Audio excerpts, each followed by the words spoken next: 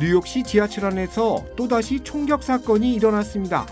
올해 들어 8번째 사건으로 기록됐습니다. 고속도로에서 용의자를 조사하던 경관이 총에 맞아 사망하는 사건이 발생했습니다. 경찰은 달아난 용의자를 추적하고 있습니다. 한 여배우가 소유하고 있는 것으로 확인된 스튜디오 시티의 주택에서 화재가 발생했습니다. 불길을 잡는 데는 2시간여가 소요됐습니다. 서부 지역 최대 규모를 자랑하는 건강식품 박람회가 오늘 애너하임 컨벤션 센터에서 열렸습니다. 한국 기업들의 참여도 활발했습니다. 러시아가 대통령 선거를 치르고 있습니다. 푸틴 대통령의 5선이 확실시되고 있는 가운데 역대 최고 득표율을 기록할지가 관건입니다. 시청자 여러분 안녕하십니까? KBS 아메리카 뉴스입니다. 뉴욕 지하철 안에서 또다시 총격 사건이 발생했습니다. 올해 들어 벌써 8번째입니다. 박일준 기자가 보도합니다. 뉴욕시 브루클린으로 향하는 지하철 안입니다. 두 사람이 서로 말다툼을 벌이다 곧 육탄전으로 바뀝니다. 주변에서 말려보지만 진정되지 않습니다. 그리고 벗어뒀던 외투에서 총을 꺼내고 지하철 안은 아비규환으로 변했습니다.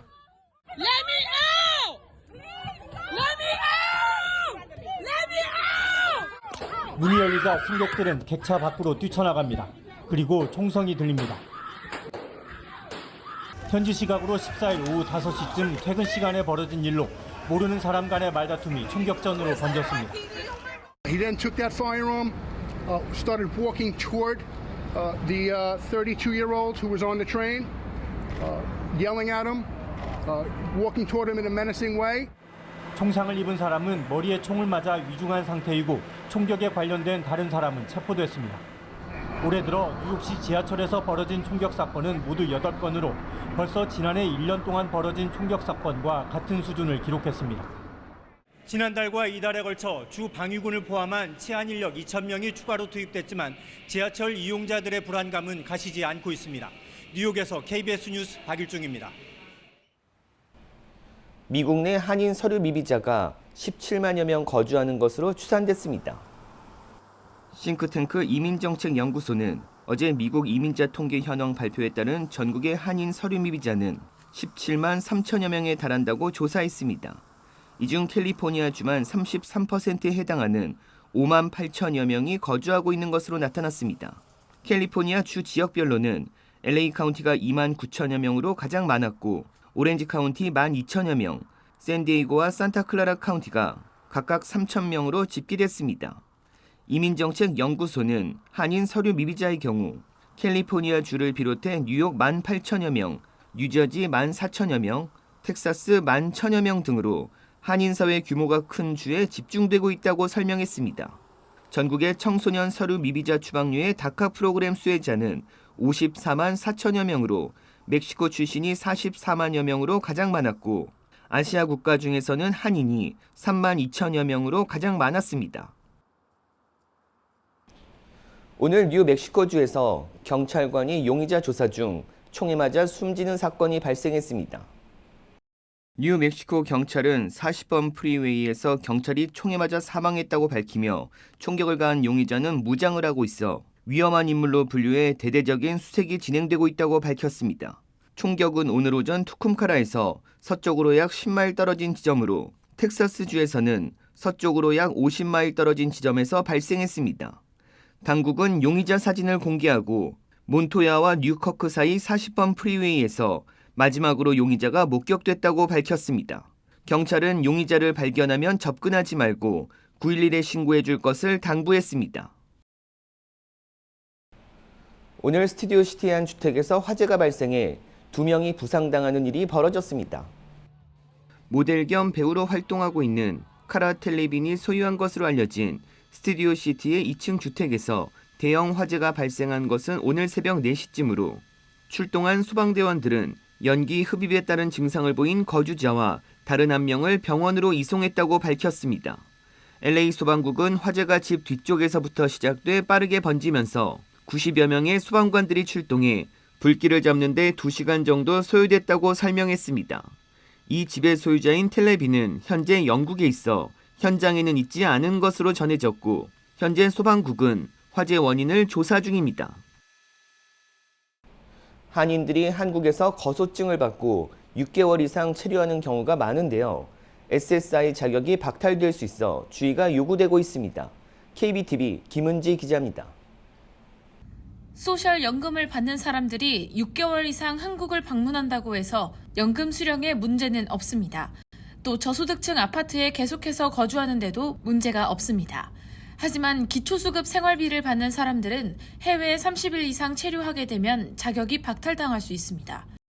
기초수급 생활비는 65세 이상 저소득층이나 장애인들에게 매달 지급되는 소득과 소유한 재산에 의해 결정되며 대부분의 의료 서비스를 무료로 받을 수 있는 메디케이드 신청 자격이 주어지는데 수혜 규정에 따르면 30일 이상 해외여행을 할 경우에는 반드시 사회보장국에 보고하도록 되어 있습니다. 만약 보고를 이행하지 않을 시 사회보장국으로부터 출도 명령 편지와 함께 일부 기초수급 생활비 SSI의 수령금 반환을 통보받을 수 있습니다. 워싱턴 한인복지센터의 최대현 사회복지팀장은 한인들이 SSI를 어떻게 신청하는지, SSI 수령자가 이사를 하거나 해외 장기 체류를 할 경우 사회보장국에 통보를 해야 하는지 등 문의를 지속적으로 하고 있다며 SSI 수령자가 이사를 하거나 해외 장기 체류를 하는 경우 사회보장국에 반드시 알려야 한다고 말했습니다. 한편 SSI를 받기 위해서는 지난 1년간 일한 기록이 없거나 월 수입이 $1,913 미만이어야 합니다. 개인의 경우 보유한 현금액이 $2,000 미만이어야 하며 생명보험 등 다른 자산을 갖고 있으면 신청할 수 없습니다. KBTV 뉴스 김은지입니다. 캘리포니아 고용개발부가 실업수당 지급 대행 기관이 머니네트워크로 변경됐다고 밝혔습니다.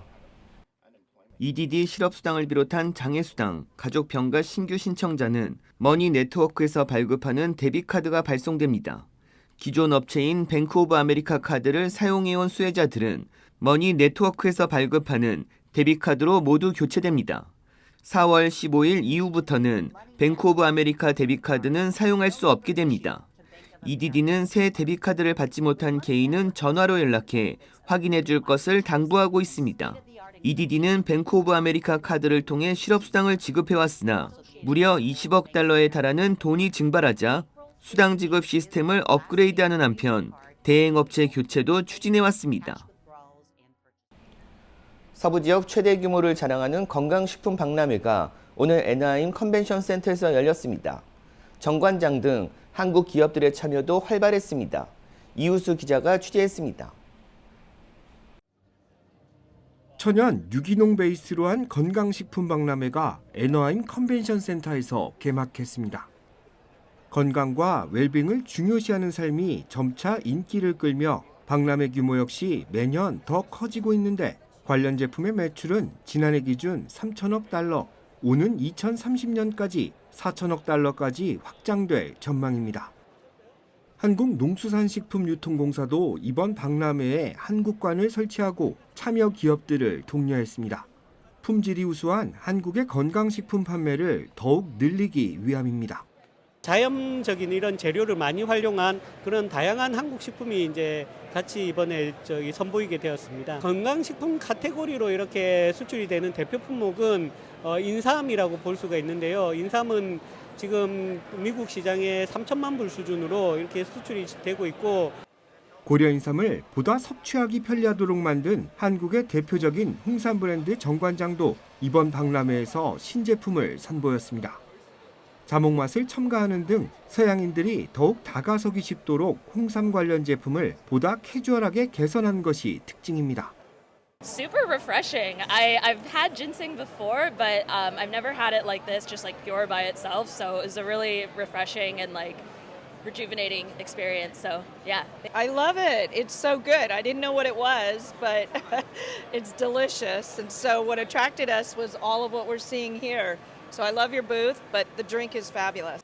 정 관장은 이 같은 현지화 전략으로 브랜드 인지도를 더욱 확장시킬 예정이며 새로운 마케팅 캠페인을 통해 건강한 혈액순환의 중요성을 알릴 계획입니다.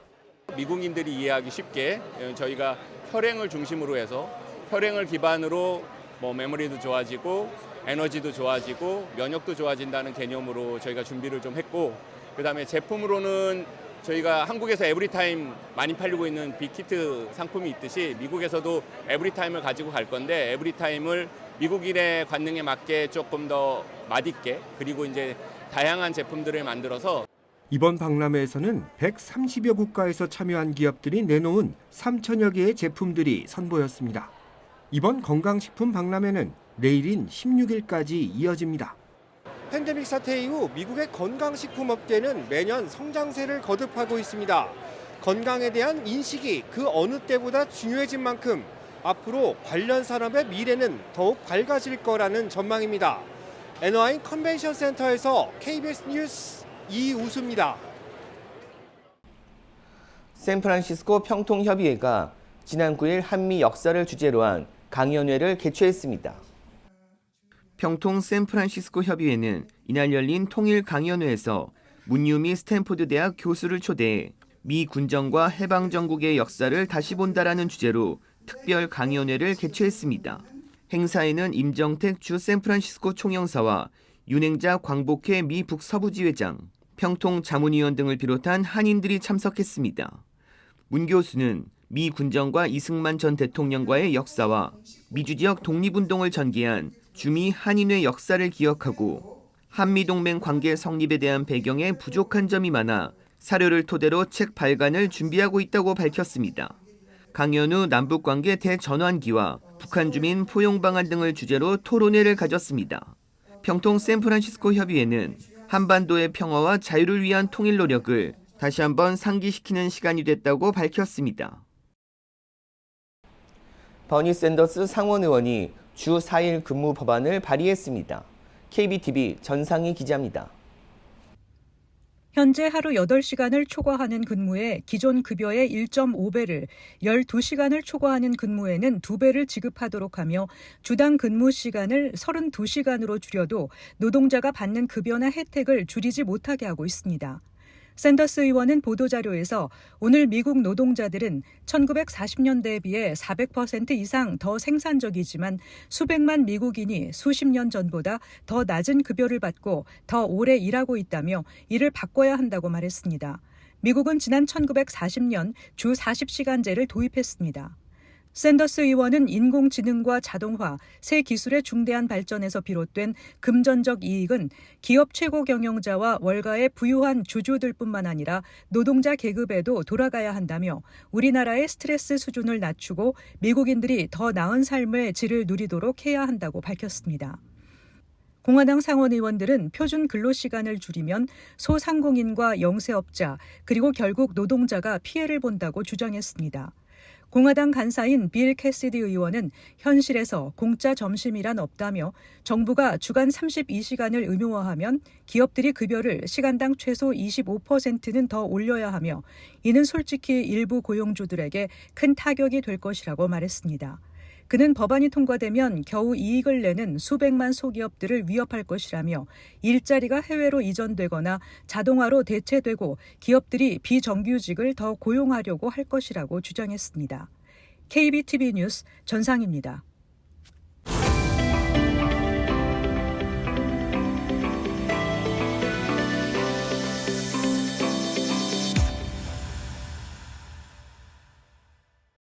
네, 김동석 대표님 안녕하십니까? 네, 안녕하세요. 예, 바이든 대통령 그리고 트럼프 전 대통령이 각각 대의원 과반을 확보했다. 과반수 이상을 확보했기 때문에 이제 움직이지 않죠. 후보로 눈에 띄는 거는 양 캠프가 지금 긴장하는 거는 그 후보들로 결집되는 결집력이 생각하고 기대했던 것보다 강하지가 않아요. 네. 특히 트럼프는 슈퍼 투스데이 지나고서 실시된 12일 날 프라이머리 때에 조지아를 보면은 바이든 민주당은 투표율이 낮아요. 이것도 민주당을 긴장하게 하는 요소고, 또 한 가지는 공화당의 투표율이 그래도 유지를 했는데 결집력이 약해졌어요. 네. 거의 한 7대 3으로 양 후보가 자기 당내, 자기 지지층의 결집력, 결집도가 이완되고 느슨해졌다. 이게 보이고 있습니다.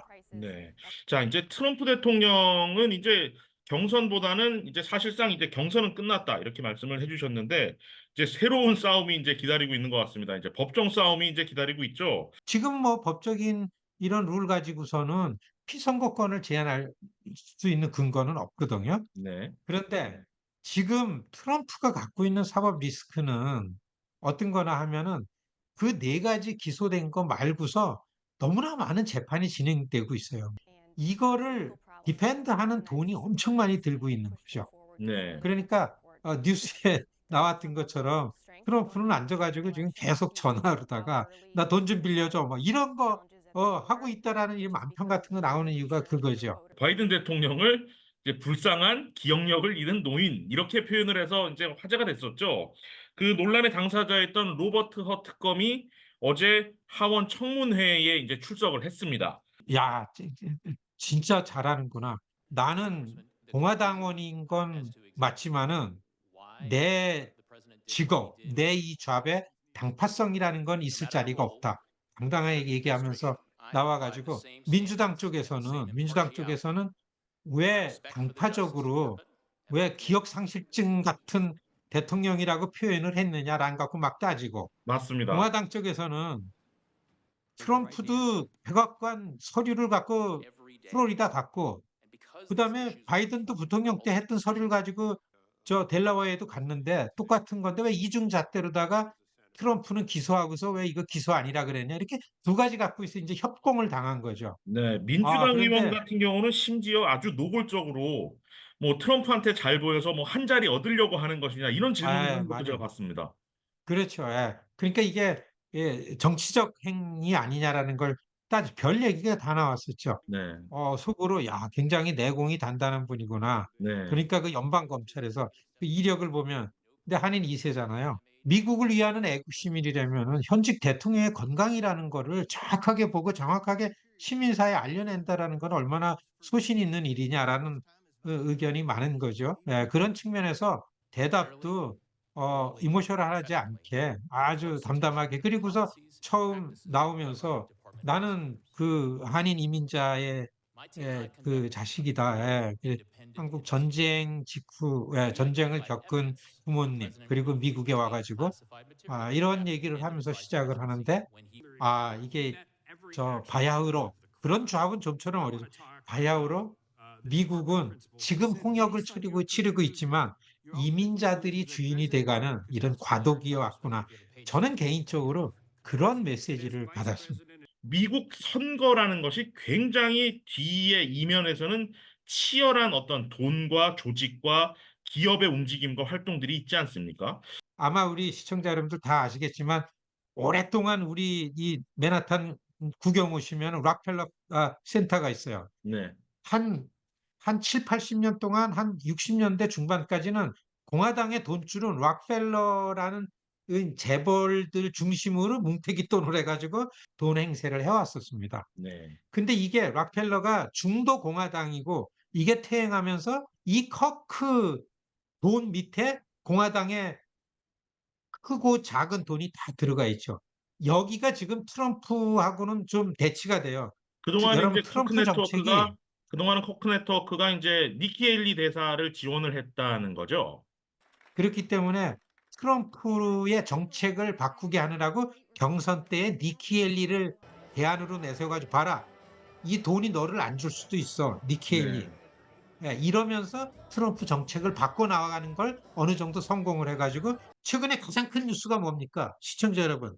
중국이 소유권을 갖고 있는 틱톡이라는 이 네, 어마어마한 플랫폼. 관련 이거를 법안이 통과가 됐죠, 하원에서. 중국의 안보 문제 때문에 이 중국의 오너 있으니까 이걸 끊어야 된다라고 하원에서 가는데도 트럼프는 난 그거 반대. 왜냐하면 이 틱톡 자본이 트럼프를 옮아낸 거죠.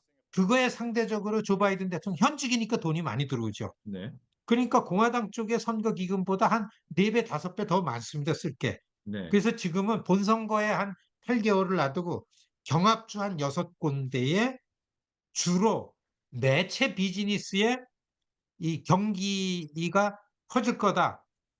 이게 이제 대목을 맞이하는 거를 준비하고 있다. 이렇게 보는 게 이 자본이 이 선거판이 어떻게 오는가. 여기가 이제 이 흐름이라고 보면 됩니다. 오늘은 여기까지 하겠습니다. 대표님, 감사합니다. 네, 고맙습니다. 러시아 대통령 선거가 시작된 가운데 푸틴 대통령의 오선이 거의 확실시되고 있습니다. 조빈나 기자입니다. 6년 만에 치러지는 대통령 선거, 수도 모스크바를 비롯한 러시아 전역에 투표소가 열렸습니다. 지난 11일 마지막으로 발표된 여론조사에서 후보자 푸틴 대통령의 예상 득표율은 80%가 넘었습니다. 결과가 뻔한 선거인데 투명한 투표함과 투표용지를 접지도 않은 채 넣는 모습도 일부 포착됐습니다. Наше тяжелое сейчас сложное время. В связи с этой военной операцией нам надо быть вместе. 대선 첫 전자투표도 일부 지역에선 가능해졌습니다. 푸틴 대통령도 관저 집무실에서 전자투표로 참여했습니다. 러시아가 점령 후 합병한 우크라이나 4개 지역에서도 투표가 시작됐습니다. 점령 지역 주민들이 투표를 강요당했다는 인권단체의 주장이 제기된 가운데 우크라이나는 강하게 반발했습니다. We condemn in the strongest terms the Russian Federation's illegitimate attempts to organize Russian presidential elections in temporarily occupied areas. 선거 첫날 투표율은 36%를 기록했습니다. 모스크바 등 투표소 곳곳에서 액체 테러와 방화, 화염병 투척 등 각종 방해 행위가 벌어져 10명 이상이 체포되기도 했습니다. 대선이 사흘 동안 치러지는 건 이번이 처음입니다. 이곳 베를린 주재 러시아 대사관을 비롯한 해외 공관에도 투표소가 설치됐습니다. 마지막 날인 17일에는 러시아는 물론 베를린 등에서도 반푸틴 시위가 예고돼 있어 러시아 당국은 경계를 강화하고 있습니다. 베를린에서 KBS 뉴스 조빈나입니다.